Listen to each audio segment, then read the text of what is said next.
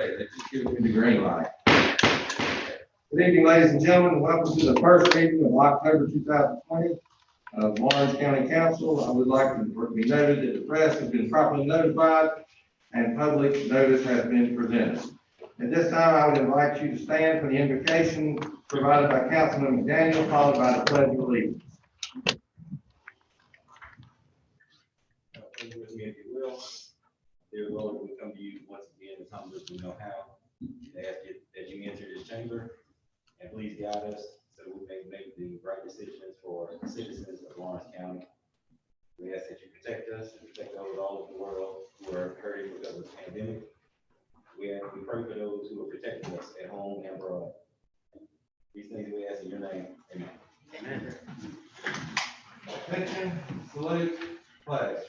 I pledge allegiance to the flag of the United States of America and to the republic for which it stands, one nation, under God, indivisible, with liberty and justice for all. Thank you. You may be seated. Before I move forward, I would like to take a point to say, I look forward to the day when we return where a veteran or an active service member can again lead us in our pledge of allegiance. I hope that will be sooner than later.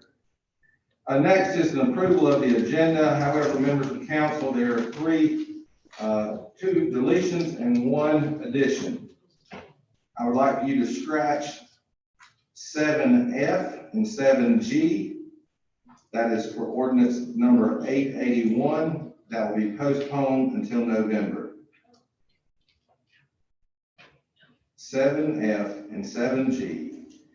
And then, if you would add under 7, old business, a change order request for the transfer station. A change order request for the transfer station. Are there any other additions or deletions to the submitted revised agenda?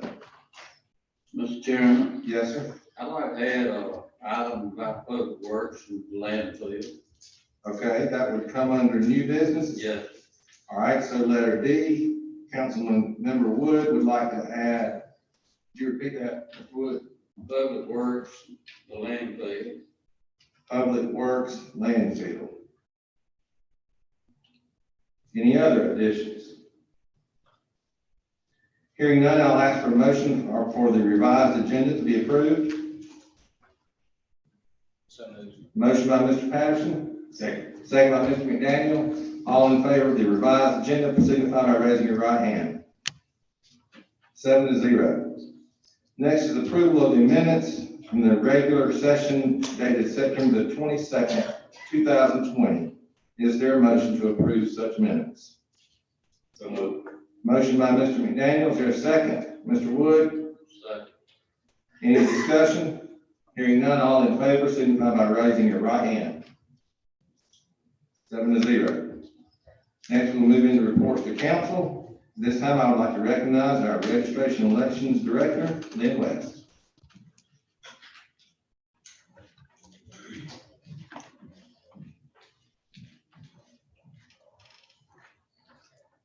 Thank you, Mr. Chairman. I appreciate it. Members of council, thank you for having me tonight. Before I started, I wanted to briefly thank all my other co-departments here in Lawrence County. This is a crazy time for us right now in the elections department, and we are depending on our other departments like you wouldn't believe. Maintenance comes every day, just waking up behind us, every doorknob, every footprint, he's right behind us. And IT, we also spent two Sunday afternoons with me and many in the evening, working on some new stuff we're getting from the state that had to be installed. Tammy too, and we appreciate that. Administration, Billy, when I have any kind of issue, I go cry on his shoulder, and Mr. Kamey sends me encouraging email, and I appreciate both of you for that. Finance, they don't know, but they're getting ready to kill me because we have a lot of extra work for them to do.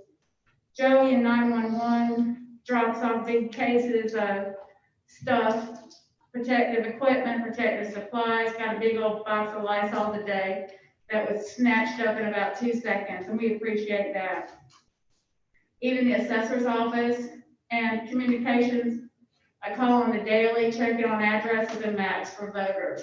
I'm sure I've forgotten some, but I just wanted you to know, as members of council, that the county's working together with me, and you just don't even know how much I appreciate it. Having said that, I would like to announce that we're trying to do our part. We just were awarded a grant from the Center for Tech and Civic Life organization, the amount of $45,261.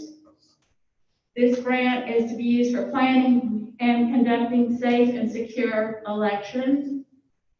I just mentioned to Joey, get me some more Lysol, I can pay you back. So I hope that this will help us to be able to better conduct election. We do have a lot of staff that we've hired that are temps right now. They're actually poll workers.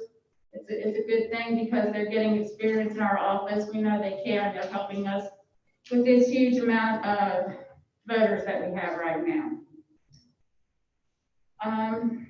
Just as an aside, and so far this year we have, now bear in mind absentee voting by law started October 5th, which is last week. We have 4,995 requests for absentee ballots. That does include those that are voted in our office. We have approximately 213 people on the average voting every day. And by comparison, in 2016, we had 124 people running through our office every day. So we're scrambling, but so far it's all good. And again, we appreciate everyone's help. Thank you.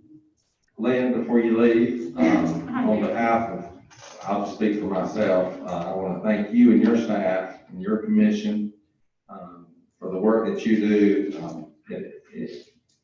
Our elections seem to go without a hitch. I hesitate to say that as we are 2 weeks away, but we have all of the confidence in you and your staff and your volunteers and your board. So thank you and congratulations for that grant. And I think it deserves a round of applause. Please do.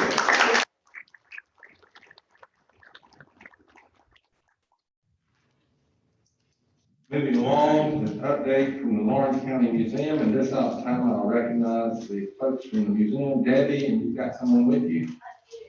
If you would come forward and state your name and go ahead and give us the report for the museum. We would certainly appreciate it. Thank y'all so much for having us. We just have a wonderful update. I'd like to introduce Laura Clifford Cook, who is our new director at the museum, and she's got us moving along. And when you hear what she's doing and has got going, you'll be really happy. But I do want to make an announcement. We passed inspection on the elevator today, and it's the first time in 8 years I've been upstairs. So, it's just really exciting and a great time, and y'all just wait. And I'll leave and let Laura take over. Thank you. Mr. Chairman, Council, thank you for having us tonight. I have a PowerPoint presentation for you that will run about 10 minutes. I have no idea how to start that process. That man right there will do it for you. Mr. Ross.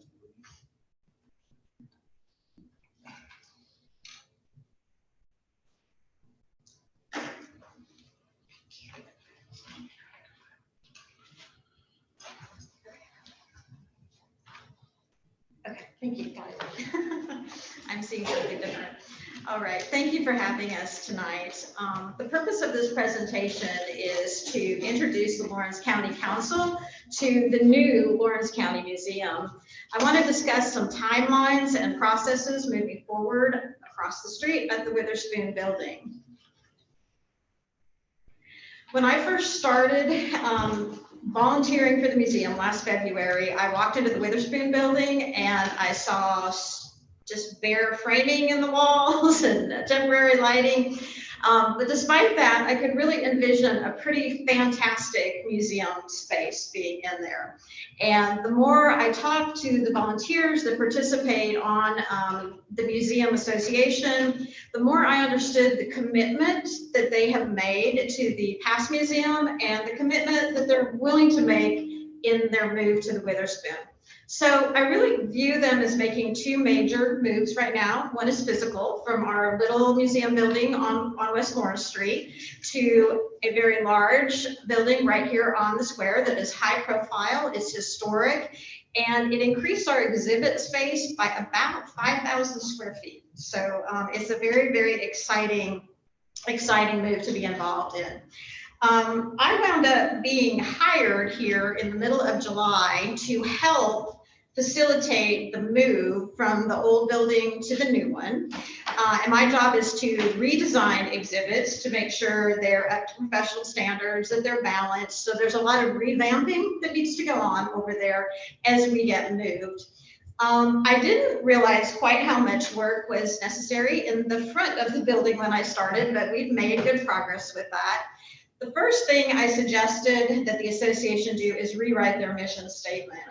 Previously had been to tell the story of Lawrence County, which is obviously very important, but in today's world, and especially with the pandemic situation, we need to be thinking about different ways to connect not only in Lawrence County, but with the rest of the state and the country, and even internationally with what we are doing over at the museum. So we are working on setting up a state-of-the-art Wi-Fi theater conference room over there so that we can help pursue this mission. We decided that opening the whole museum will occur next July, in the middle of the summer. That'll be a one-year anniversary from when I started my position. But I recognized early on that it's really important that we have at least a partial opening as soon as possible. So on November 15th, we are having a partial opening at the museum. We have safety measures in place to address concerns that people may have about spreading COVID-19. But on November 1st, we will be open from, I think, noon until 5. And what you will see when you walk in there is that the lobby, the office, the theater, the 2 downstairs bathrooms, the 2 exhibits in the front windows, and our venue upstairs, the Magnolia Room, are all finished. They are done. What we will not be focusing on during these next few months are some other projects that the museum has that are ongoing. One of them includes reworking the Dominic building next door and completing the basement of the Witherspoon building, and redesigning our Native American and Revolutionary War exhibits. Those are all things that we are going to have to stagger during the next 3 years in order to meet our short-term goal of just getting the main exhibit hall open in a year and having our partial opening in November. So eventually in the basement, we are planning on having an archaeology lab, educational space, a genealogy library, curation space, possibly a director's office. But right now, the basement still looks like a basement. So our immediate priorities right now are to effectively use the 2 front display windows that you see when you're walking by the building, and to get the lobby, Magnolia Room, and theater open to the public. We even have an event scheduled there on Saturday. And I was running a little late tonight because we just got the clear coat put on the floors tonight. So it's looking very, very pretty. And to work on the rear of the exhibit hall. So those of you that have not been in the building, here's the floor plan of the first floor. I don't have a pointer, but you can see where all of those little chairs are. That's the theater. So when you walk in the lobby, you kind of go in a U. You have the theater to your left, which is a pass-through. You have the exhibit space in the front, and you have stairs going up to the Magnolia Room. Now, those big areas in the back, behind the stairs and next to the stairs, those will be closed off. Those are going to be the exhibit space for the exhibits as we move them from the old building to the new building. And that will be open intermittently to the public as we go through this process. So we'll get the front open, and then during the course of these next 9 to 10 months, I hope to be working back there and to have people come through by appointment or as needed to see the progress as we work our way through that. Okay, first floor completion underway was, it's delayed, was that was about a month ago, where we still had bare ceilings. This was this morning, right here. That is where you will be on Saturday, so there's a preview for you. The electric is all done, floors are done, everything is clean, the catering kitchen would be put back in place, and it's looking good. So we were very, very pleased about that. And then the other big thing has been the elevator. As Debbie said, we had our inspection this morning. This is a shot of the inspection going on. I thought it would be an hour-long affair. It was a 6.5-hour-long affair, but we did pass. So Debbie was able to go upstairs today, and that's a huge, huge milestone. I have no idea how complicated installing an elevator is. So we are working right now on putting finishing touches in up in the Magnolia room. We have these beautiful friezes that came from Central School that will be eventually put up in the venue room upstairs.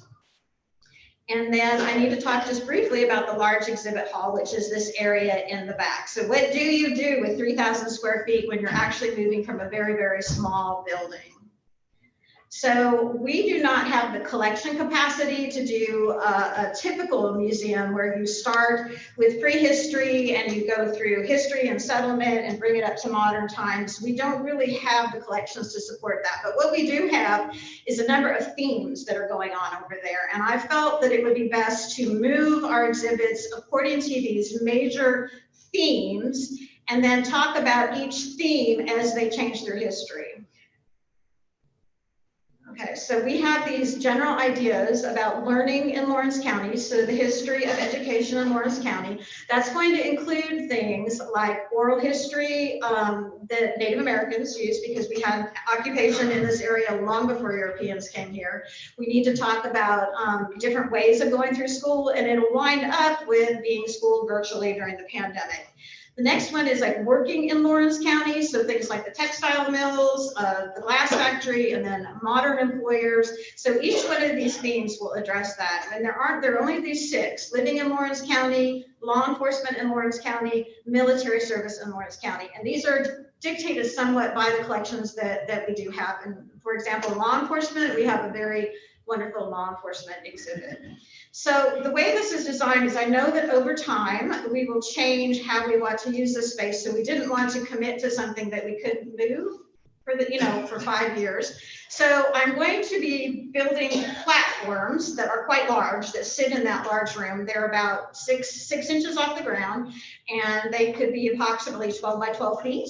And those will hold our key exhibit pieces that we do have at the old museum. So for example, our old school desks, card catalog, things like that.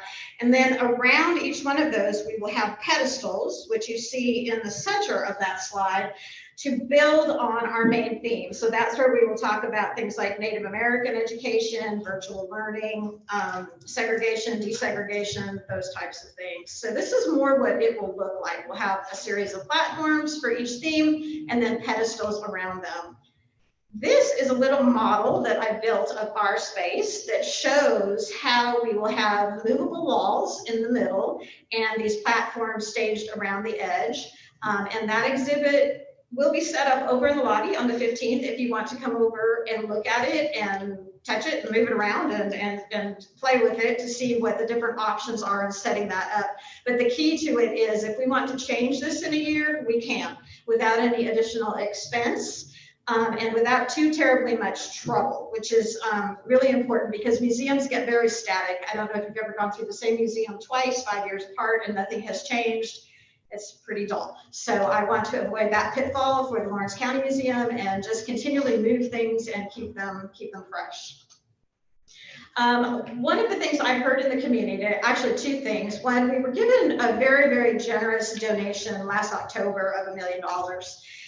And why are we still reaching out to the public for financial support if we've been given $1 million? Well, That $1 million has gone to the renovation of that building and will continue to help cover some of the exhibit design. But you can see the itemization here. It has gone very, very quickly. And if you come in on the 15th, you will see the results. I think I'm very, very pleased with it.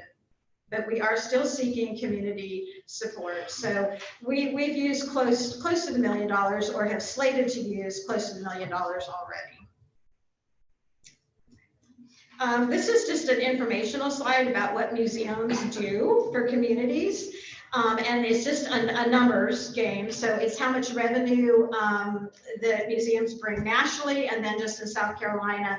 But I think what I'm really looking at is I would like to see this museum become a destination museum where people come from all over. We already have experienced that effect last fall when the Revolutionary War lectures were going on. We had people from all over the state attending those. I guess we had a very rainy night in January and many, many, many people came. So I think our programming needs to be really unique. It needs to address what makes Lawrence County interesting. Our Revolutionary War sites are a big part of that, as are our Native American collections that we have. So our programming, how we partner with the schools, both middle school, high school, and college level, are also going to be very, very important with those. So in a nutshell, in 10 minutes, I hope, because I think that's what I had, this is where we are, and I invite you all to attend the partial opening on the 15th. And do you have any questions for me? Are there any questions, Ms. Cook? Certainly, congratulations to you, and we look forward to your leadership for the museum, and look forward to the 15th. Thank you. And July for the full day. Thank you. Next is a update on COVID-19. This time I'll recognize Joey Avery, the Director of Emergency Management at 911. Joey.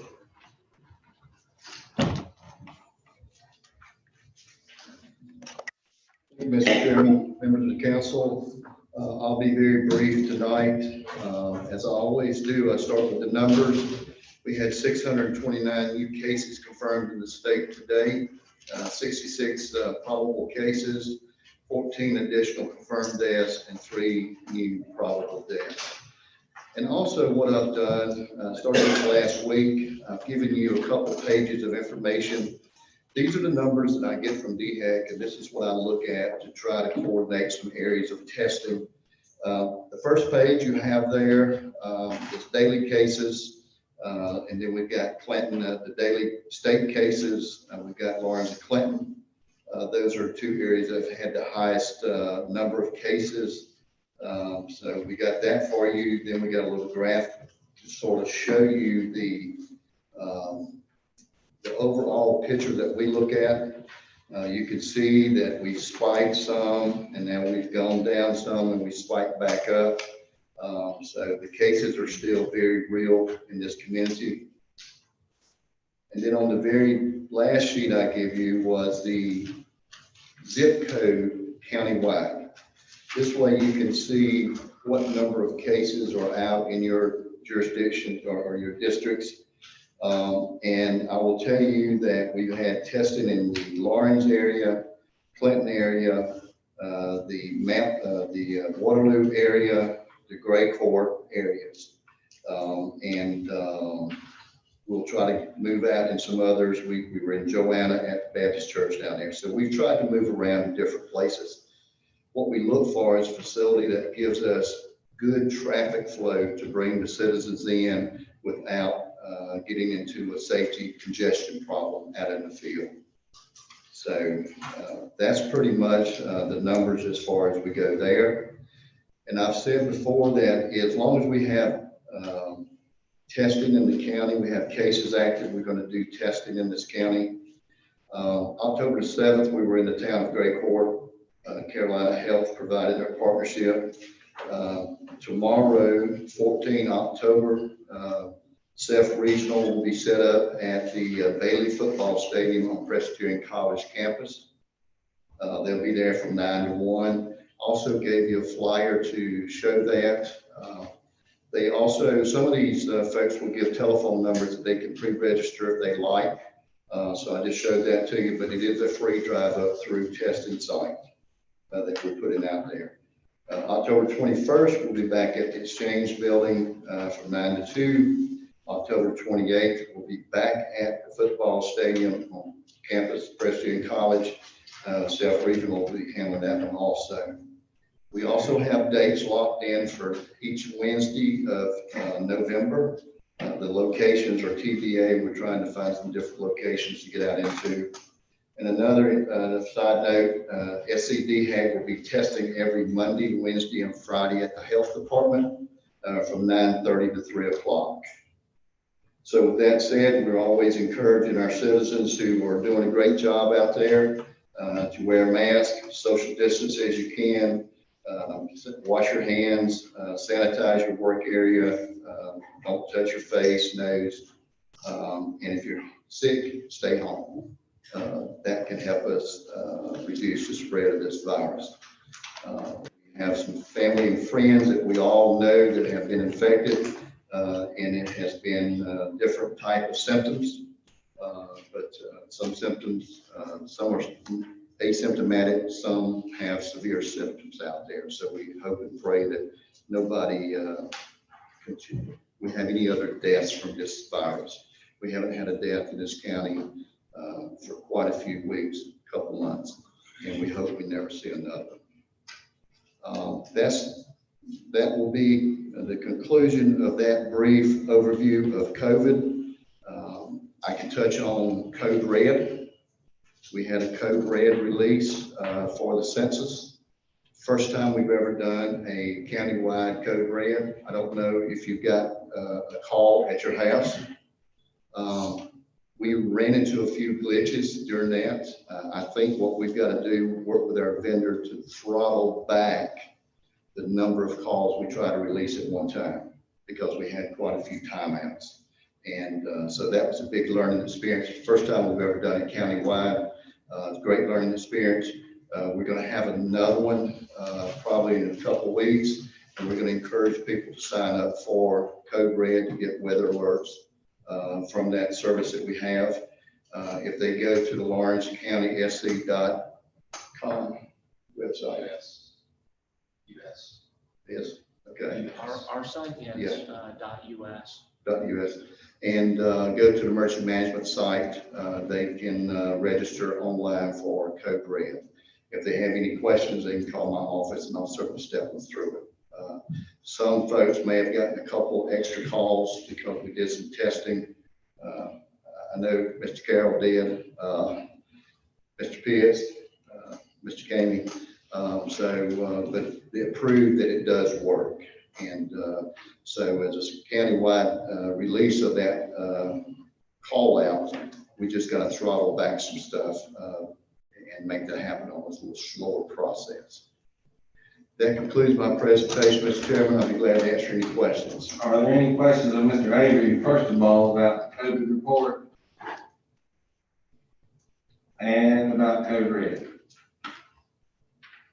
Well, I'd just like to thank you and your staff for, I know that was a big undertaking, but it was a good learning experience, and we've found some areas to improve on, so Absolutely. thank you for that as well. Thank you.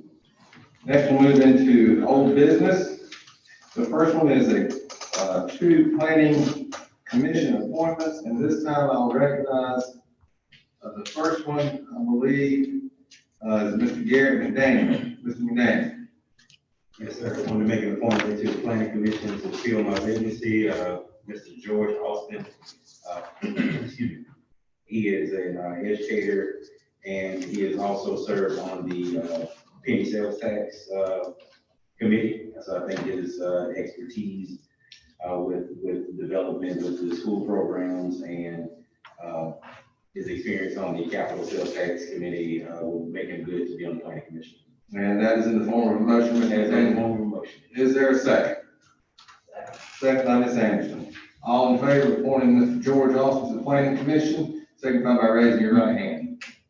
Mr. Chairman, we have a point of clarification from the county attorney. I'm sorry. The way the current planning commission ordinance is written, the appointee must reside in the council district. I'm not opposed to changing that per se, but currently the way it's written is that and the county attorney can elaborate, it has to be in our district.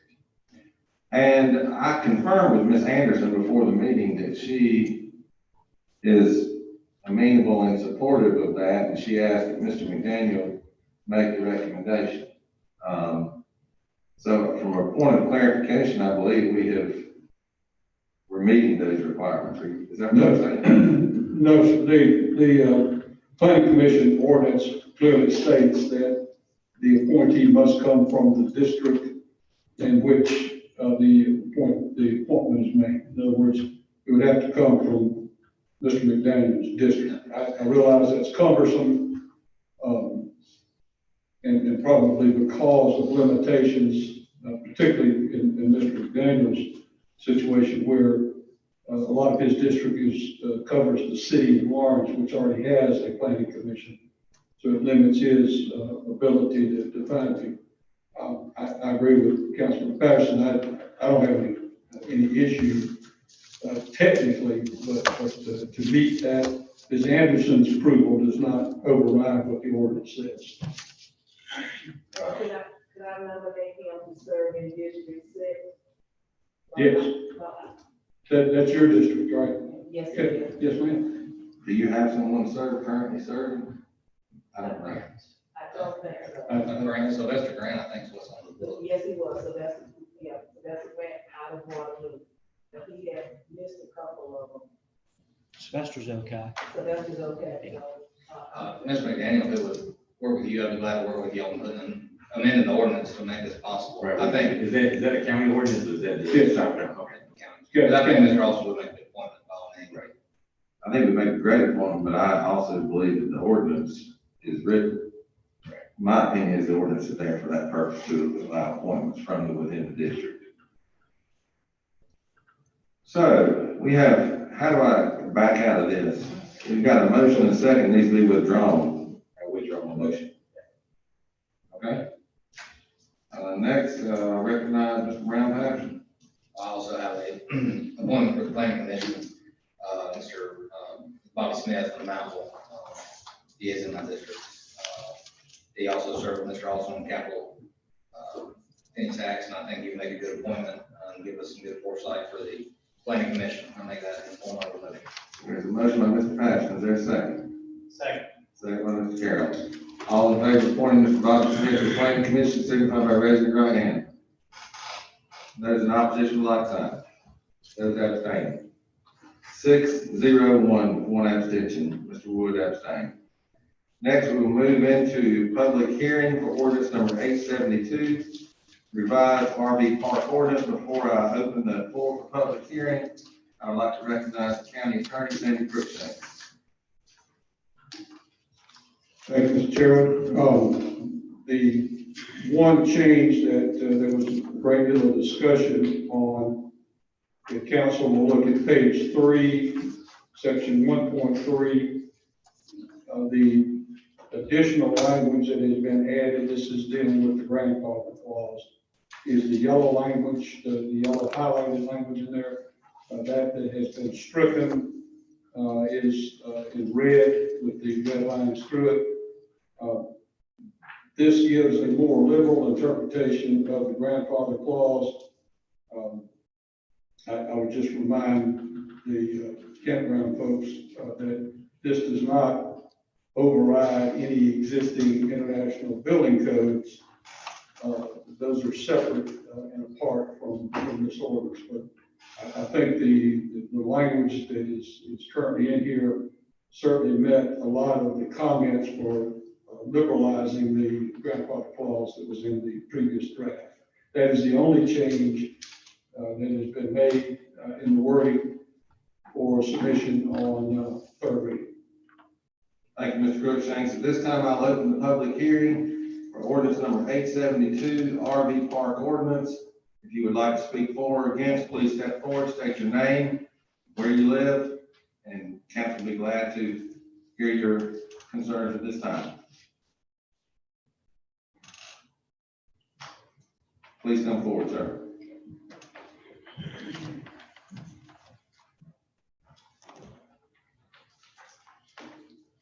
I'm Michael F. Hobby. I live at 1316 Amber Hill Circle in Cross Hill, and I'm back again. And you're probably not going to be expecting me to be in support of the existing ordinance that's carefully grandfathered for certain areas of the ordinance. This was done by the Planning Commission with great thought, and I really like the existing exemptions and not a blanket exemption. The Planning Commission was directed to rewrite the ordinance because the existing ordinance did not meet the needs of the county. It seems somewhat counterintuitive that we direct the county to the Planning Commission to rewrite the ordinance and then exempt 100% of the existing parks from the ordinance.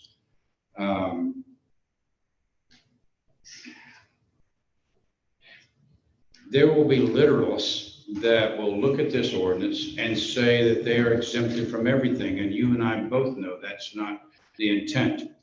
The ordinance is intended to help comply for safety, health, and the welfare of the citizens of the county, to improve the RV parks in the county, specifically the ones that are not in compliance with those areas. We added, when I attended the Planning Commission meetings, we added the National Electric Code because there were parks that were not even close. They were grossly out of alignment with the National Electric Code. We're required to have dumpsters in accordance with this, and so that the trash is going to commercial facilities and not county dumpsters, because we are a commercial entity.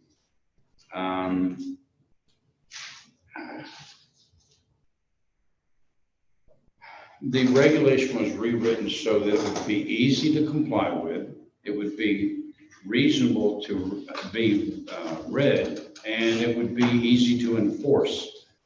By exempting everything, we may have created a monster of an unregulated industry in some people's eyes, because we've exempted from the old county ordinance, the current county ordinance, we've exempted it from anything other than something else that refers to it, whether it's the trash or the electric or the building codes.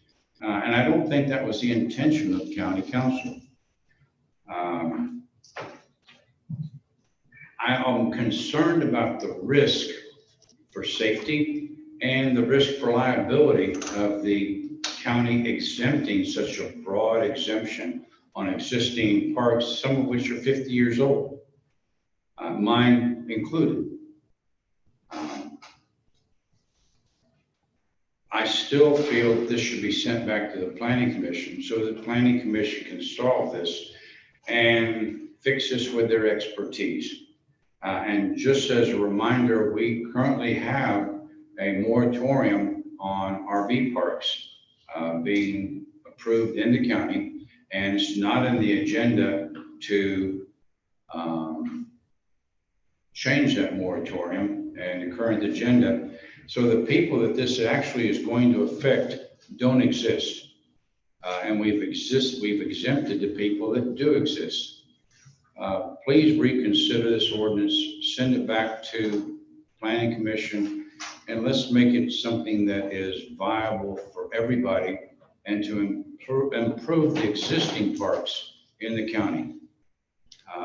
Do you have any questions of me? Thank you. Thank you. Appreciate it. Any others?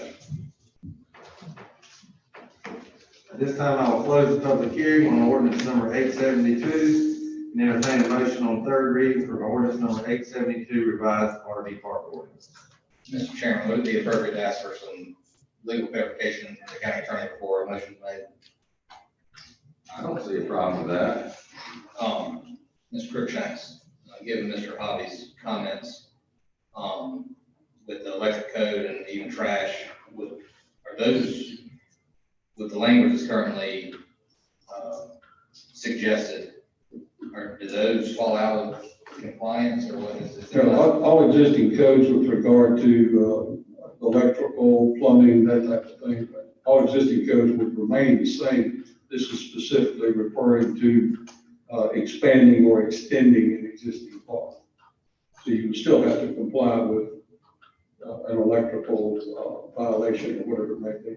That is your concern on the safety and everything else. And we need to- Correct. So you're telling, And of course, international building codes are primarily for safety reasons. about the trash, do you have regulated trash debris and that sort of thing for commercial? Well, buildings? I think the county also has some hauling and debris removal ordinances in place.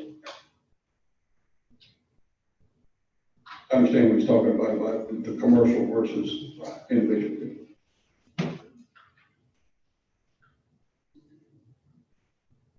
Mr. Chairman, given the clarification from the county attorney, Excuse me. Yes, ma'am. Now, are the present, I'm sorry. So they can hear you on. I'm sorry. Are the present campsites in compliance presently with electrical and everything else that they supposed to have? Are they currently? Oh, you, That would I be- want to know, that is he would- saying, That would be a case by case situation. I can't speak to whether they are or not. That would be Mr. Bobo's job as far as inspections. for them to come up to compliance? If there is a violation, If they're- they could be cited for that violation. But to say that they are or are not at this point in time, I could not tell you one way or the other. Okay, because that's what I'm hearing. This doesn't require them to be in compliance with anything at this point, other than the existing ordinances that are already there. So if they're violating the electrical code, for example, this doesn't exempt them from that. They're in violation if they get written up. But if they don't get written up, it's just pass. Okay. But again, from a compliance standpoint, that's outside of my expertise. That would be up to Mr. Bobo and his staff to make folks comply with a violation of a building code. I'm worried about the safety there. But, and that's why those codes are in place, is for the safety of the public. But one can make the same argument for any residence or. Yes, sir, that's correct. I got a question. Yes, sir, Mr. Knox. For Mr. Bobo, I don't know, but does the county do, occasional drive-through from all these parks just to see if they're up to snuff, so to speak? We do on occasion. Usually it coincides with a new electrical upgrade or a new campsite. We'll go through. We have one large campground that had a lot of problem addressing. We work with Mr. Avery to get that straightened out so that 911 emergency services can find the campsite without any problem. So we do go through, and we don't go through and do a thorough inspection of everything, but if we see anything going through on our way, we do address it and get with the superintendent of the park. So if you see something that needs upgrade. Yeah, definitely a safety requirement. We're not gonna nitpick on, things that may be grandfathered in gray areas, but, if you have unsafe steps, wiring, plumbing, gray water issues or something that shouldn't exist, we address that.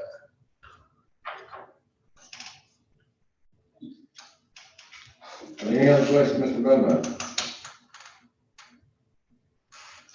Okay, Thank you, Chuck. Excuse me, can I ask a question at this? Please, the public hearing is closed. I'm sorry. No, sir, not at this point. Thank you. Any other comments from council members?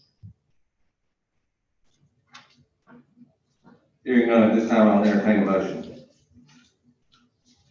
Mr. Chairman, given the comments from the county attorney and the public, I would like to make a motion to approve ordinance number 872 as written in the packet for council. There's a motion by Mr. Patterson, is there a second? Second. Second by Mr. McDaniel. Now I'll open the floor for discussion, council members. Hearing none, I'll call for the vote. All in favor of ordinance number 872, RV park ordinance, signify by raising your right hand. And those in opposition with like signs. Those abstaining. Motion passes 5-1-1. Councilwoman Anderson in opposition, Councilmember Wood abstaining. Next is a public hearing for ordinance number 880 to repeal and rescind ordinances 212 and 476. This time I will open the floor for public hearing. Speak for or against, please step forward, state your name and your address.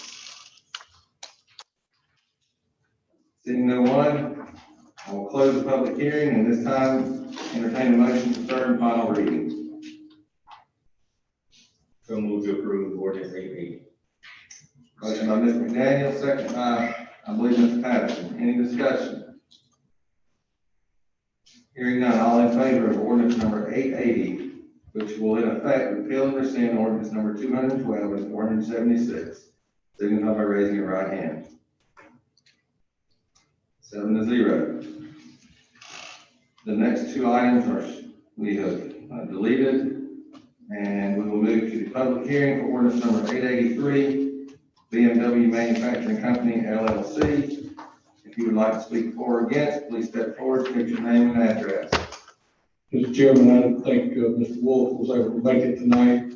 He is the attorney for BMW, but Jonathan Coleman is here with the Development Corporation. Jonathan, if there's anything you'd like to put forth, I believe this is another BMW investment in Lawrence County. It is, BMW has a lot of equipment in some of their suppliers in the county. And to be honest, they're probably one of the top 10 taxpayers in Lawrence County. So this is additional investment by them in one of their tier 1 suppliers in the county. Anyone to speak for or against ordinance number 883? Seeing no one, I'll close the public hearing and entertain a motion for third and final reading. Motion by Ms. Anderson. Second. Second by Mr. McDaniel. Any discussion? Hearing none, all in favor of ordinance number 883, signify by raising your right hand. 7-0. Next is the second reading for ordinance number 885, reassessment postponement. Is there a motion to approve on second reading ordinance number 885? Mr. Chairman, I make a motion to approve on second reading ordinance 885. Motion by Mr. Patterson. Second by Mr. Wood. Any discussion? Hearing none, all in favor of second reading ordinance number 885, signify by raising your right hand. Motion passes 7-0. Next is a request to approve a contract for EMS collections. This time I recognize Matt Bennington. Sorry. Billy Wilson and Matt Bennington. Thank you all. Mr. Chairman and members of council, what we're requesting is your approval to award EMS debt collections to Security Collection Agency out of Edenton, North Carolina. We have done quite a bit of study on this, and they look to be something that's going to fit our needs for right now. They're attached in your packet is the bid tab sheets. They did come in fourth out of 6, but after we deliberated and talked with them, they give us the best, how can you put it, I guess the best approval of collecting our monies that are out there that are owed to us. And they work very diligently with the EMS billing service that we already have. And they are very versed in South Carolina debt set-off. So we are asking for the approval for to award that contract to them for no longer than 1 year. You've heard the recommendation. Matt, you got anything else? No, sir. You've heard the recommendation. Is there a motion to award the contract for EMS debt collection security collection agency out of Eaton, North Carolina? Motion to approve. There's a motion by Mr. Carey. Second. Second by Mr. Patterson. Any discussion? Yes, I do. Why not number one, LifeQuest Services with only 14% of funds collected? They are, as you'll see in Wisconsin. Yep. And they are not versed in South Carolina debt set-off. That's right. Me. I have some familiarity with the number 4 that we're talking about as far as their practices, and they are above board. They, as far as what you can do in this type of collection, they're about as good as I've seen. Okay. Any others? Hearing none, I'll call for the vote. All in favor, signify by raising your right hand. 7-0. Thank you. Thank you. For the work. That's hard work to do that.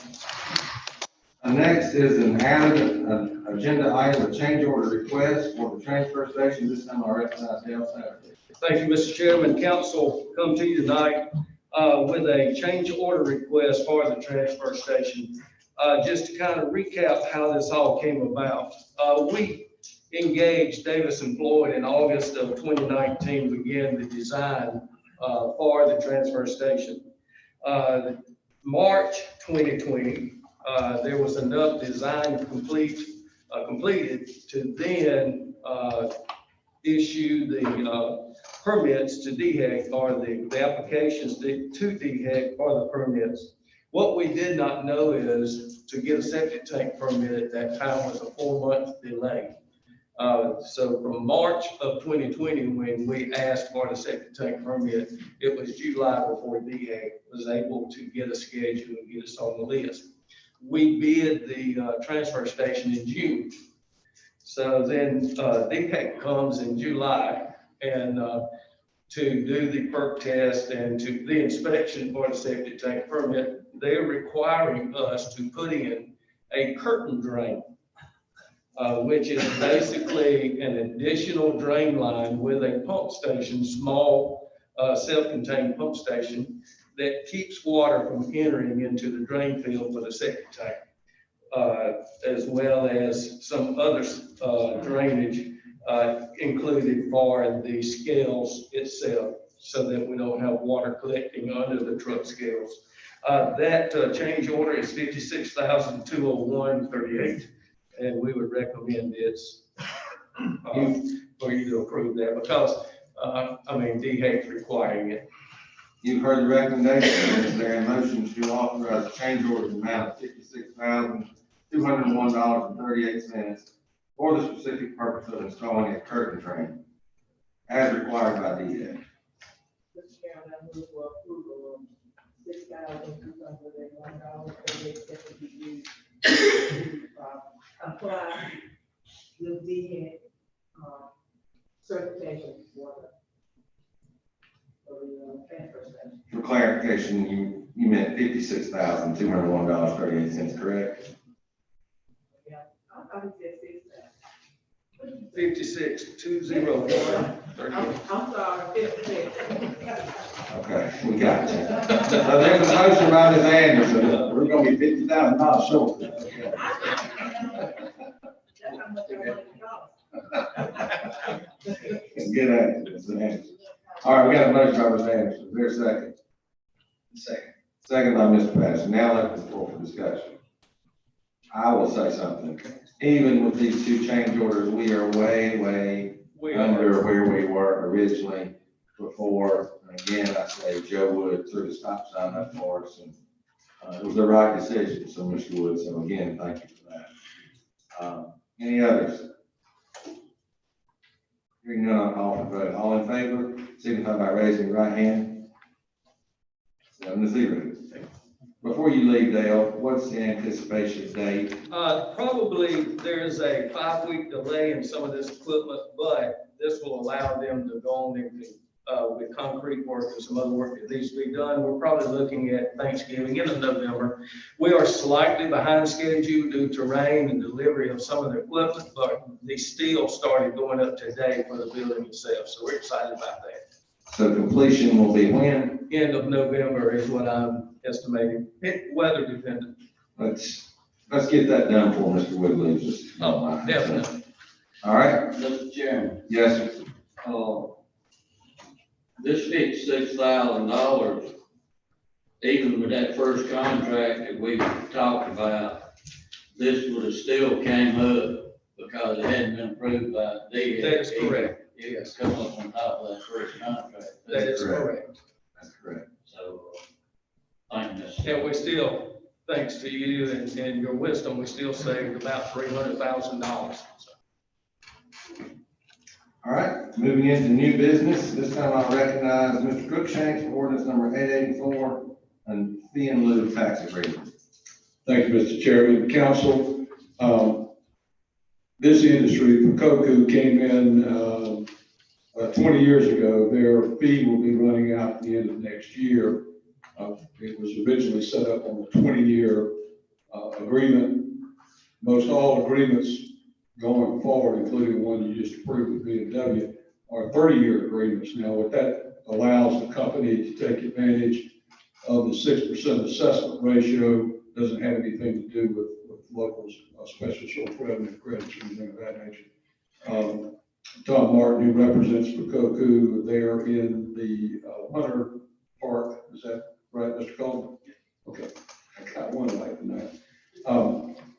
They are continuing to invest in Lawrence County, and they asked to extend their fee for 10 more years. And we would strongly and highly recommend first reading approval of 884. You've heard the recommendation. Is there a motion to approve on first reading ordinance number 884? Motion approved. Motion by Mr. Carroll. Second by Ms. McDaniel. Any discussion? All in favor, signify by raising your right hand. 7-0. Thank you, Mr. Chairman. Next is a request to approve the assistance to the firefighters grant for the Hickory Tavern Volunteer Fire Department. This time I recognize Director of Fire Services, Greg Lindley. Thank you, council. We got some good news. We've received a 2019 Assistance Firefighters Grant for the Hickory Tavern Fire Department. This is a very competitive grant program. We have received these grants now about 10 years, every year for different departments. And this year we were lucky to get one for Hickory Tavern. This is replacing 2 sets of first excavation tools that are used to remove victims from entrap victims in wrecks. The total grant money is $53,800. I'm here tonight to ask council for $2,561.90, which is the 5% max that the department needs to get these tools ordered. We have done this before for every other AFG grant, and this would just come from the fire service fund balance to pay the $2,561.90, and that's not a bad deal when you're getting the amount of equipment we're getting for that amount of money. You've heard the recommendation. Is there a motion to authorize $2,561.90 to be paid out of the fire services fund as a 5% match for assisting firefighters grant in the amount of $53,800? So moved, Mr. Chairman. Mr. Patterson has a motion. Second. Second by Mr. Carroll. Any discussion? All in favor, signify by raising your right hand. Motion passes 6-0. Ms. Anderson will ask for the vote. Thank you. Or had to step out. And congratulations, Greg, for another deserved grant. The next is a request to consider the cancellation of the second monthly meeting of this council in the months of November and December 2020. At this time, I'll open the floor up for discussion among council members. We have done this in the past, and what is your pleasure? I move that we continue doing what we have done in the past, every one meeting in November and December. Is that in the form of a motion, Ms. Anderson? Yes, it is. Is a motion by Ms. Anderson to cancel the second meeting in November and the second meeting in December? Is there a second? Second. Second by Mr. McDaniel. Any further discussion? Hearing none, all in favor, signify by raising your right hand. And those in opposition with like sign? And those in abstention? I believe the vote was 4-2-1, with council members Carroll and Patterson in opposition and council member Wood abstaining. Next, I recognize Councilmember Wood for the additional item for the Public Works landfill. Mr. Wood. The past year, we went through a lot out here at our landfill, and Mr. Satterfield and Mr. Gerber their people have really done a good job. I'm gonna talk a little bit about trash. And by saying that, I'm not trying to micromanage anything whatsoever, and I know this is not budget time, but I feel like something I've got on my mind is long overdue.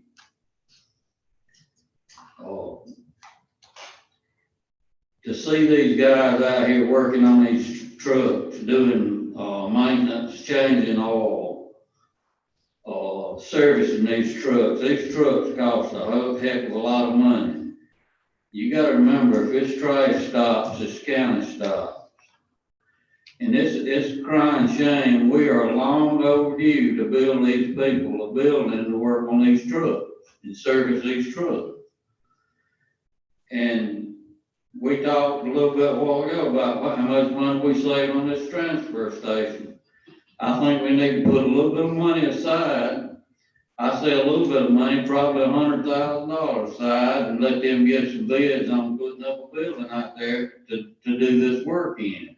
It rains, it snows, it's freezing weather, it's hot weather, 100 degrees. These guys don't need to be out there on the dirt trying to do maintenance on these trucks. It's just something that's been on my mind for a while, and I would like to see us take $100,000, let Mr. Satterfield see what he can get built for $100,000 out there. They got a little bitty building that you can't hardly get a pickup truck in out there if they doing all this work in. And I see these trash trucks running up and down that road every day over on Highway 25 going to Twin Chimneys. And you have to change oil in these trucks. These guys take care of these trucks. Let's help them out a little bit. Okay, is that in the form of a motion? Yes, sir, I'd like to make a motion that we set aside $100,000, this money we saved, to, let Mr. Satterfield see what he can come up with for $100,000 to build him a building to work out of. I'd like to make that as a motion. Okay, and I believe, correct me if I'm wrong, it would have to come out of the fund balance. It could not come out of that bond money. There's not a bond. There's not a bond. There's not a bond for solid waste. You're right. Solid waste actually is going to end up owing the general fund probably about $1 million. So this would just add to that debt. We got reserve money. I mean, I know we got some reserve money. This is not something we need to wait on. Of course, it wasn't in the capital project sales tax. It's not something we need to wait on. It's something we need. It's something these guys need. A lot of times people, departments get forgot about, but just like I said, if the trash stops in this county, the county stops. And they've done a great job putting forth effort and to do what they've done to keep the trash moving in this county. Okay, there is a motion to authorize Mr. Satterfield to pursue a building for specific purposes of maintenance and mechanical work, small mechanical work for the landfill. Is there, and for it to be up to $100,000 to be taken from the fund balance? Did I say that correctly? Is there a second? Yes, ma'am, I believe that's where, that's only general fund fund balance.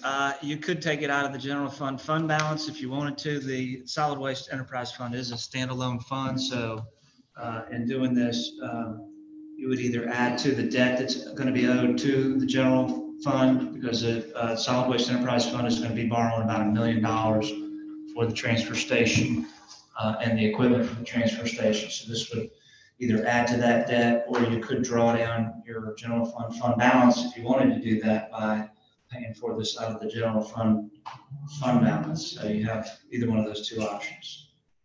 Hope I didn't lose you on that.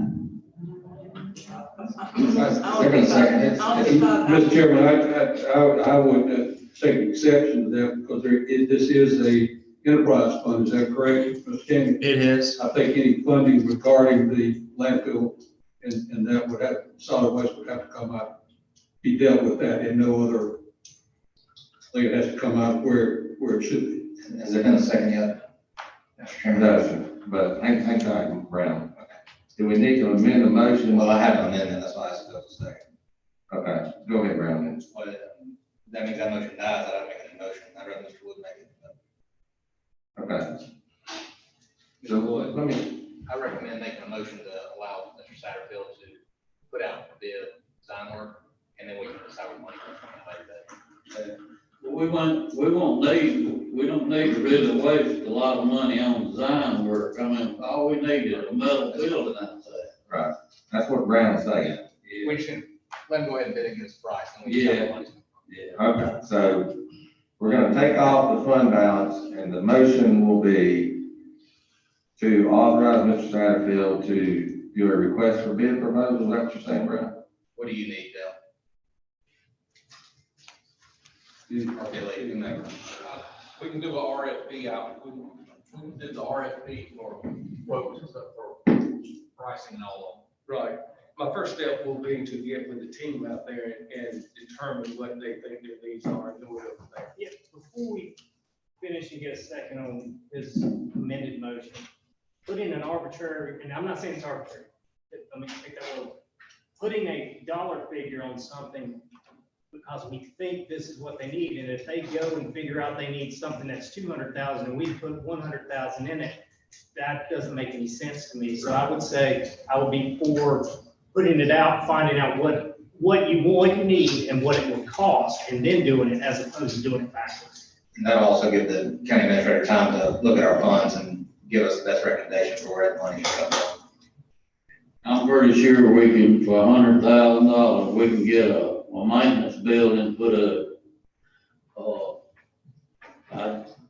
I just like to give him some money to work with, you know, or a figure to work with, and he can work with the contractor and see what he comes up with.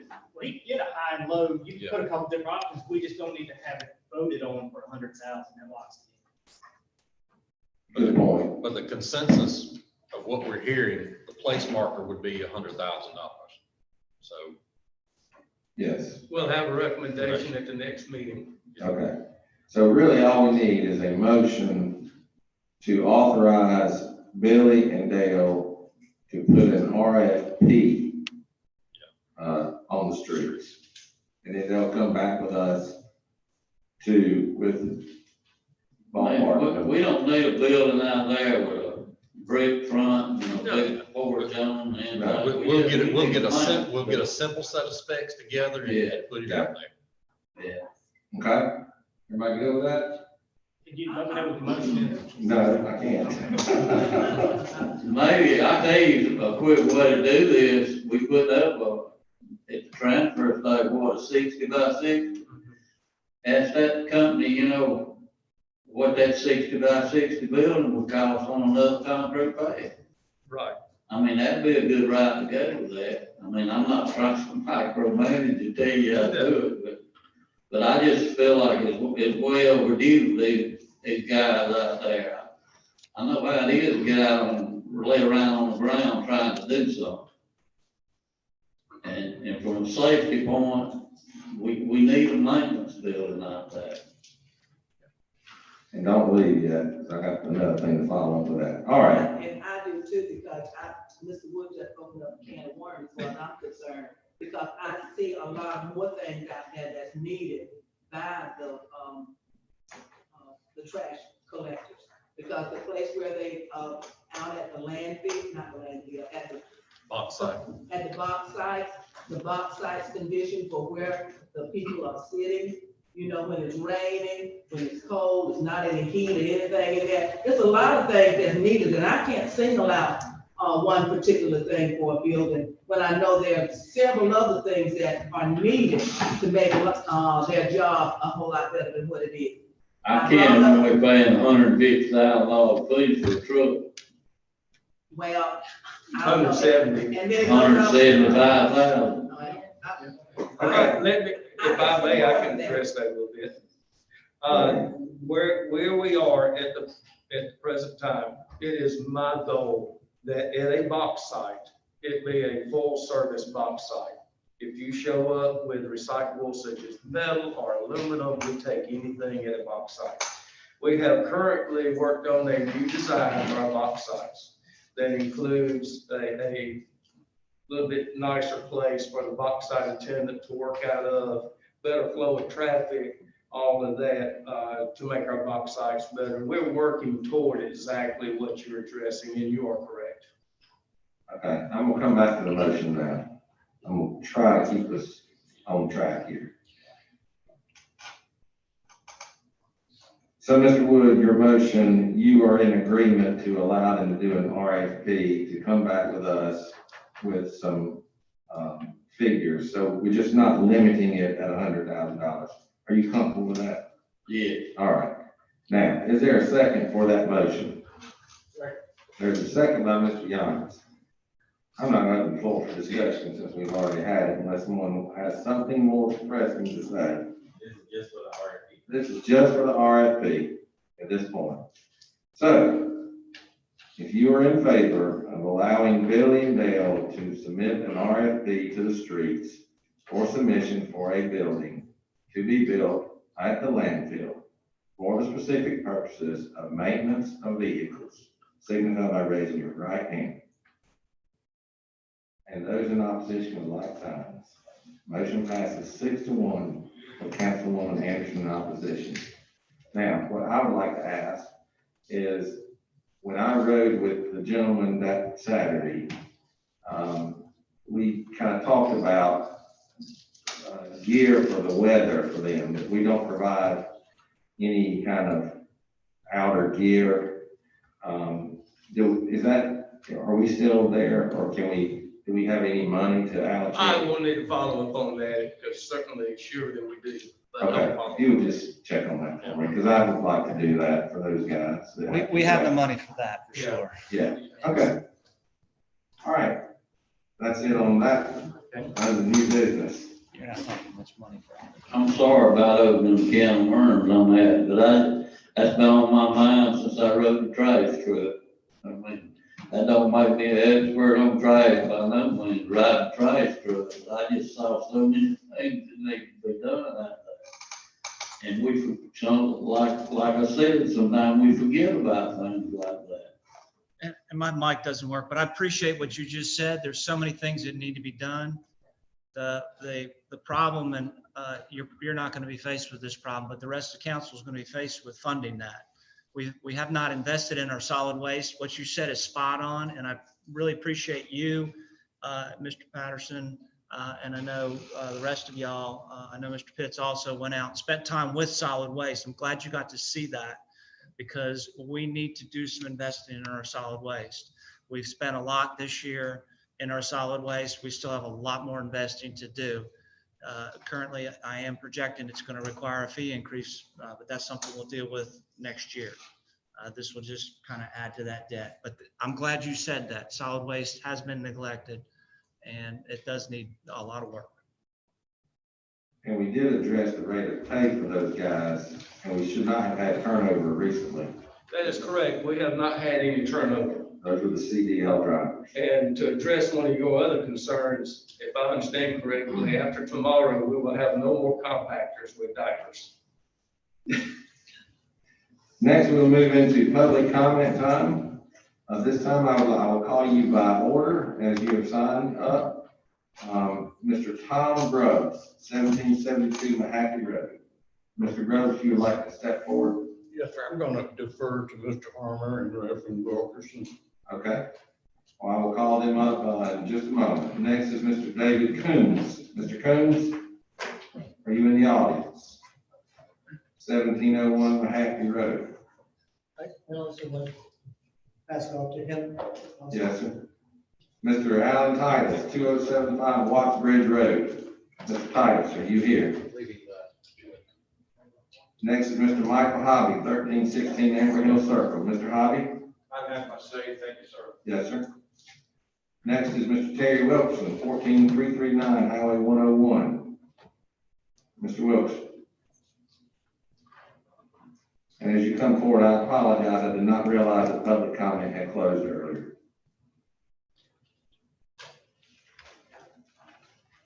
Perfectly all right. I just appreciate all of your time. Was able to be with you all several meetings ago concerning some of the noise problems in Lawrence County, upper Lawrence County.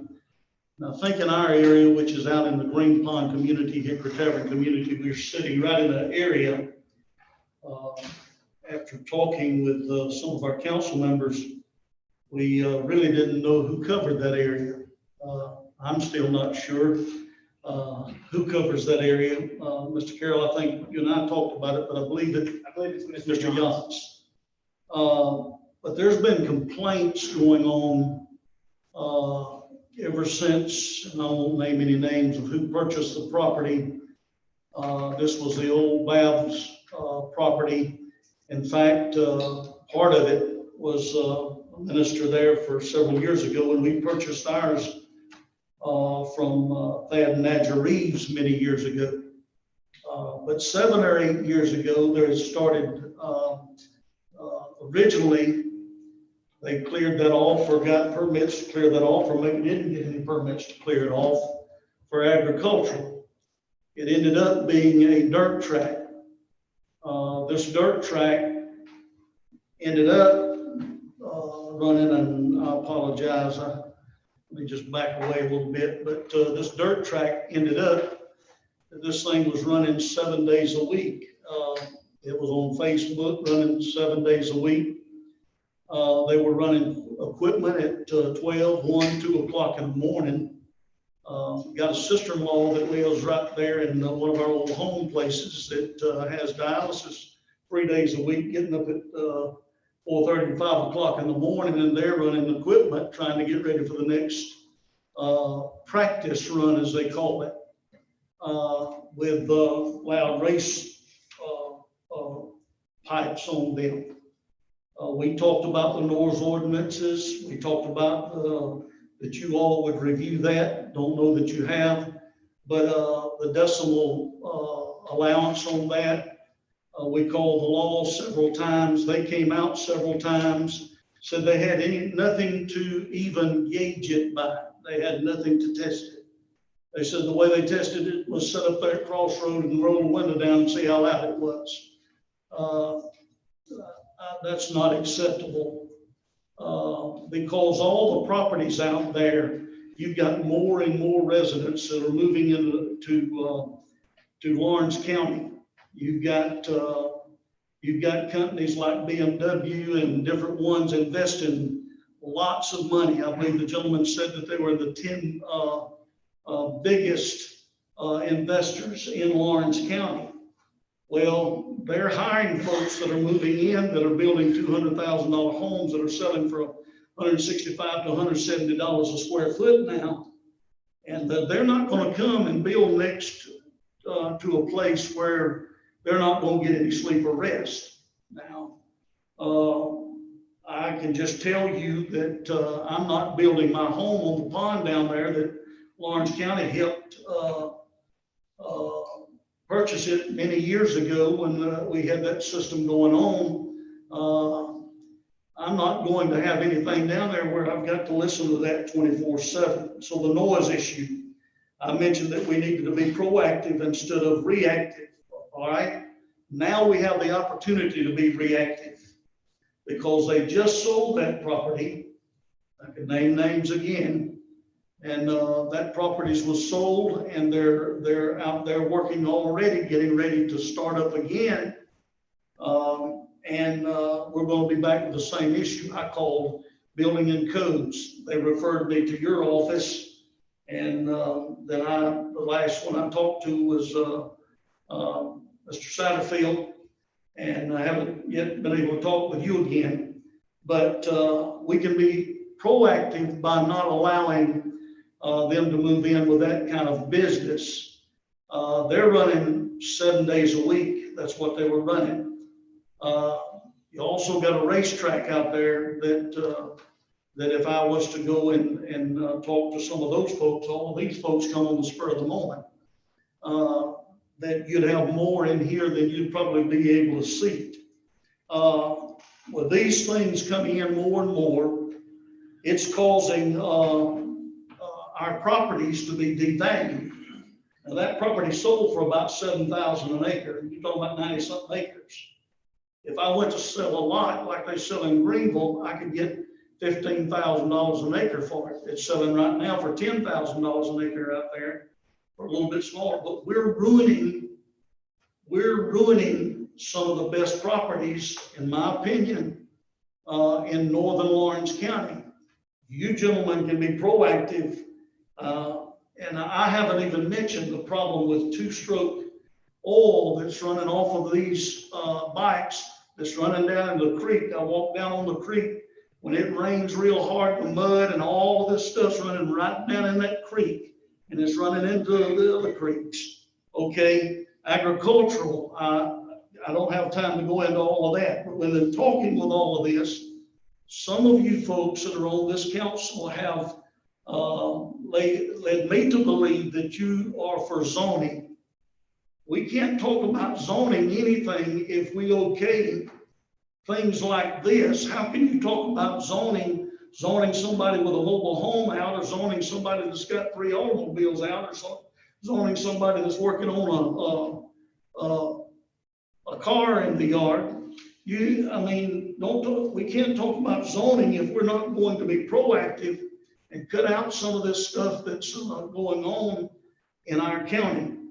I think we need to understand that we don't need to think about all of that if we're not going to address it. The camper issue, the reason I rose to talk about it just a little bit ago, I don't think that we have enough folks that can keep an eye on campers that are sitting all around. And I had power hooked up for one of my buildings for a gate so that I could put a gate up so people wouldn't come in and out over there next door to this track. I was told you can't set a camper here unless there's a septic tank. Well, they had 4, 5, 6 campers over there running off of generators. They got lights. My question is how do we know that they're abiding by the electrical code? How do we know that they're abiding by all of the safety rules and by all of the permits if nobody's even coming out there to check? I've had to call 3 times to get the law out there sometimes. It's a shame because there's nothing to regulate any of that.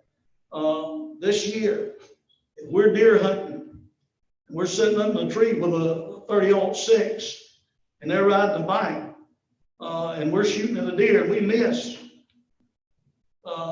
You get the point.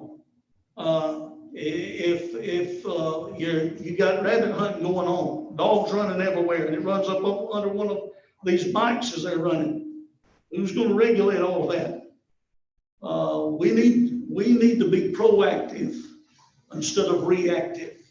If we're going to have Lawrence County be what it needs to be, and we're trying to draw all of these folks in, supposedly, I'm for agricultural. I'm for building nothing but a fence, having a cow or 2 or whatever. But needless to say, you can't stop things from going on. We're going to have neighborhoods moving in. We've got houses being built within a mile of that crossroads right now, $250,000 home. Once they hear that racetrack about 11 or 12 o'clock at night, that home will go up for sale, I can promise you. Because people are just not gonna live like that. If we'd done that next to your house, you'd be standing where I'm standing saying, what can we do about the noise? Thank you for your time. Appreciate it once again being able to speak to this group of men. I think you do a good job with more. God bless you. Thank you, Mr. Wilson. Mr. Chairman, can I speak one thing? Well, if you'll just hang tight, since you did sign up, I will allow it, but after I get the next person. The one thing, Sir, Mr. Armour is next, and then I'll come back to you if you don't mind, because I'm going in order, if you don't mind, okay? Next is Mr. Mike Armour, 254 Death Road.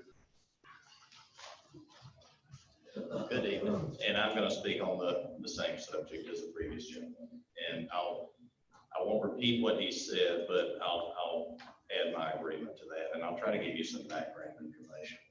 I guess my concern, let me give you a little bit about my background too. I'm in the construction industry. I'm an employee of Michelin. I'm a registered professional engineer, civil engineer. And I've lived in my home for 13 years. 7 or 8 years ago, someone purchased that parcel of land. And just to be clear, this is the parcel of land on Highway 101 between Green Pond and Mahaffey Road, where there's a motocross track. The history of that, and the reason that I'm speaking, is to approve a variance, and my understanding, and I apologize, but I just got word of this at 3 o'clock today. So I don't know all the facts, but my understanding is this change in hands and the new owner is asked to continue to operate that as a motocross track. Given the history of that track, and it is from day one, it has been deception, misrepresentation, and I was a part of it from day one. So when that parcel of land was sold, it was wooded. And we noticed the owner had a bulldozer out there and was clearing it. Now, I've been in construction for 50 years. When you clear a 50-acre parcel and it's on a slope, you generally get a grading permit. So I inquired with the county, with DHEC, and was told there's no grading permit. So I asked DHEC to come at least ask the question, why are you doing this? Well, they were told it was being cleared for agricultural purposes. You don't need a grading permit to do that. That's allowed. Okay. Immediately after the land was cleared, we started hearing motorcycles going out there. And they were charging admission to me. That's a business. He got that 50 acres denuded, polluted the creek down at the bottom of it. It's full of silt because there was never any silt fence, never any erosion control done on that property. Y'all have spent a lot of money and time cleaning out that creek because it blocks the road when it floods. I mean, it's everything about that was done deceptively. And I don't agree with that. It's not the county's fault, but we have ordinances in place that will prevent the problems that we're talking about and we're concerned. And the problem is, it's noise and dust. It's in a residential area, and there's no zoning now. I get that. He can do whatever he wants with his property. But we do have ordinances in place that would help at least give us something to base our concerns on. There's a noise ordinance. We've called multiple times, and the story's the same. We don't have a decibel meter. We can't really check that. So I would ask you to get a decibel meter, and if there's a noise ordinance, my understanding is 95 decibels. Just for reference, a leaf blower and a weed eater is between 105 and 115 decibels. So it's not that loud. I live about a third of the mile as the crow flies from that track, and it's not deafening, but it's annoying, and I guarantee you it's louder than a weed eater or a leaf blower. So I think we have ordinances in place. They alluded to the time, and I don't know the current ordinance, the time frame that you're allowed to operate, but I can tell you from experience, it's operated, it's late. They had lights out there. It was operated at night. It's operated on Sunday mornings. There's a church right beside it. I can't imagine through the meaningful worship service where there's a motorcycle track, racetrack, and everything. So it's an opportunity for us to do what we should have done and what I should have been, what we should have been. There's a large group of citizens that's concerned about that. What we should have done in the past is be more proactive, and I guarantee you I will be in the future. And hopefully we can at least take some steps with the ordinances that are on the books to get those enforced. And if it's something else that we need to do to protect our land, he's absolutely right there. I've got a lot of my money sunk into that, and nobody's going to want to live out there if you got to listen to that kind of stuff all the time. So I appreciate the opportunity and hope you give us some consideration. Thanks very much. Sir, you did sign up, so I will allow you to come back. I'm sorry, I didn't catch your name. This will only going to take a second. When he was talking about the road getting polluted, I've been just up from that area. And I've been down there when you've got 20 feet of road with 3 inches of mud on it, this red clay. And we had to get 2 people out of the ditch because they come around the corner, not realizing it's there because you can't see it. And all of a sudden, it's just like you're on grease and they soft the road. Somebody's going to get really badly hurt down there if they don't do something about it. But thank you very much. And that concludes the public comment. At this time, I will open the floor for council members' comments. I'll go Mr. Carroll, my right, your left. And Mr. Wilkerson Andolph, thank you very much for coming. I've talked to many of you before. Don't really know exactly what we can do, but we need to do something. I agree. And it sounds like this is a time that we can look at options, and so we'll certainly do that. Mr. McDaniel. I just want to echo Mr. Carroll's sentiments, and this is definitely a hazard and something we need to take care of. So we'll promise you we'll be looking into it and doing everything within our power to do so. One other thing I wanted to add is for everybody else to make sure you vote and vote early. Ms. Anderson. I would just like to say, I'm not against the RMCP that they're trying to do, but I do know that there is a lot of work that needs to be done there. And I would hope that we would prioritize what our needs are and address them in a way that's going to be beneficial to that whole department. I don't believe we can pick and choose things to do, but we really need to have our long-range planning for those particular areas, and we do need to make sure we're meeting objectives that would help the employees as well as that department. That's my main focus. I really would like for us to make sure that we're doing that. Thank you. Mr. Woods. I would just like to thank council who voted to, at least try to get this building built for these guys out here. I mean, it's long years overdue. And I know they're not the only ones. You got EMS out there that's long overdue. But I just appreciate council considering it anyhow. Thank you. Mr. Young. I'd like to go back to the racetrack and ask Mr. Cruikshank, what can council do to solve the problem? Is it in the council hands or? And I will caveat this that I'm not sure, but I believe we have ordinances on the books regarding ATVs and dirt bikes, tracks that are out there that set forth time limits and decibel readings and some other issues. It's been a while. I think the last time we dealt with that was with the Mile Back racetrack. I think some of you that have been on council, I know Mr. Wood was. I'll be glad to pull those ordinances, and any of those gentlemen that would like to have copies of it, I'll be glad to see to it they get copies. Beyond that, there are some options that the property owners have with regard to nuisances and that type of thing that would be outside the scope of what council could do. one thing you could not do, and again, I'd have to refer back to the ordinances, to come in and say, okay, we're either gonna zone this out, or you're going to say you can't have this racetrack that already exists, you can't do that. Now, if you're going forward, if it change, you could put regulations in regarding changing hands, changing, different things, if it is it's a business enterprise, that type of thing. I think we need to look at those ordinances that have been on the books for a good while. We also have a, ordinance that's been on the books for a good while with regard to, the stormwater runoff, silt fences and that type of thing. That could be enforced.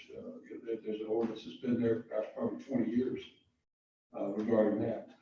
So they, they can set up a meeting, or you will call you and you. Sure, be glad to share with them what we have and what we've experienced, with several racetracks in that same area. I'm very familiar with where the gentleman's talking about. I think the first house out there, and I don't know whether it's one of y'all's, but I went out there and stood at his fence and listened. But, those are some things that, the decibel numbers are out there, for enforceability. I know it's difficult from the standpoint of law enforcement, but I think there are some tools out there that maybe we're not taking full advantage of. But I'll be glad to help them. My number's in the book. Give me a call. We'll be glad to talk. Give me your emails, and I'll be glad to send you what I've got. Anything else, Mr. Young? Mr. Patterson? Sure, I want to thank Mr. Wood for recognizing the need for taking care of our expensive trucks. And I hope that Mr. Satterfield and Wilson will be able to come up with a good plan for us moving forward. Also, I hope I work with Mr. McDaniel and we can figure out how to get Mr. Olson on that planning commission. I think it's doable. We just need to make the right motion to make it happen. With that, I'll also echo his vote. Please vote early, make it easy. It's important. Every vote counts. So that's all I have, Mr. Chairman. Okay. I would like to address some comments earlier. Each of us in America has the right to live peaceably. Now, there's some variation to that, but I certainly concur with you.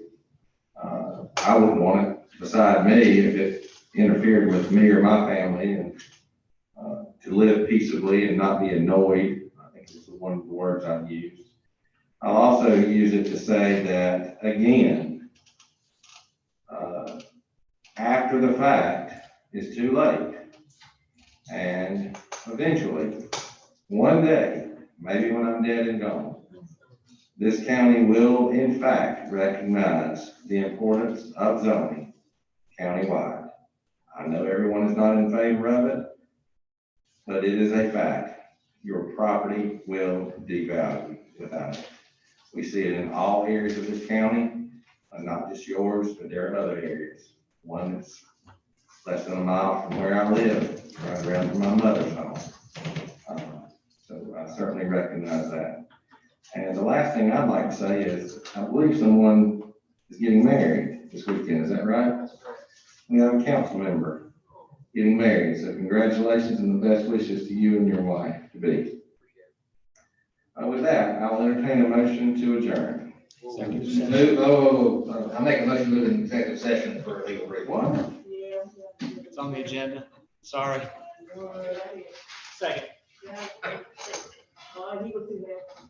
I didn't know, okay. Sorry. Is there a motion to end? What do you want? I've already made it. Vulcan Lands Incorporated proposed contraction matter.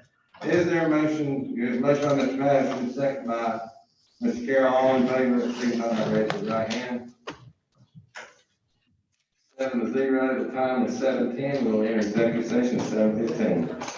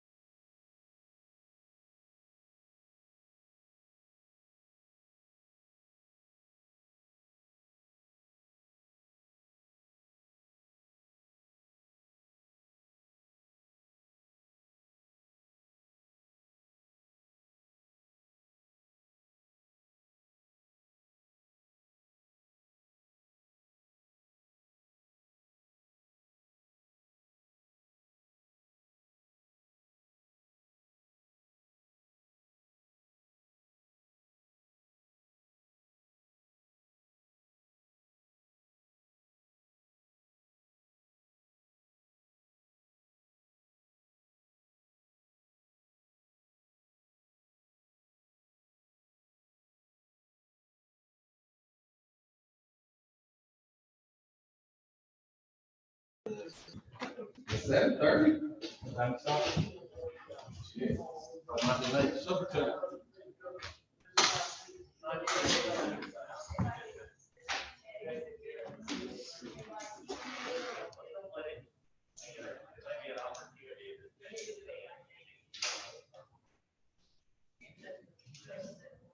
Joe, don't get out of here before I get your signature.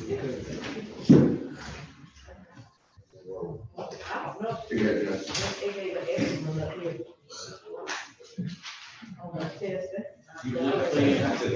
right, we're back on live. Which one is it? Okay.